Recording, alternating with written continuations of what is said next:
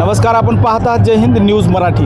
आज अहमदपूर नगर परिषदेचा निकाल डिक्लेअर झाला आणि अहमदपूर नगर परिषदेवरती भारतीय जनता पार्टीचा झेंडा फडकला। या ठिकाणी अहमदपूर नगर परिषदेवरती भारतीय जनता पार्टीचे ॲडव्होकेट स्वप्नील फत्ते विजयी झालेले आहेत आणि भारतीय जनता पार्टीच्या कार्यकर्त्यांकडून हा विजयी जल्लोष आपल्याला दिसत आहे। अहमदपूर नगर परिषदेवरती जेव्हा स्वप्नील फत्ते यांचा विजय झाला आणि भारतीय जनता पार्टीच्या कार्यकर्त्यांनी हा विजयी जल्लोष या ठिकाणी साजरा करताना आपल्याला दिसत आहे।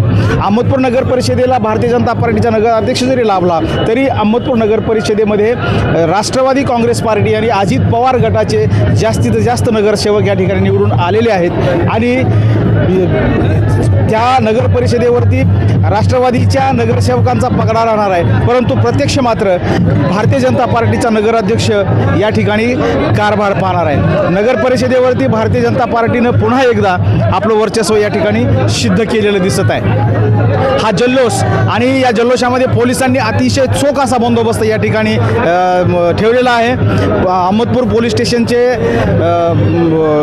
DYSP ठिकाणी आहेत आणि तसेच या ठिकाणी बरेच पोलीस उपस्थित आहेत। आपण पाहत राहा जय हिंद न्यूज मराठी।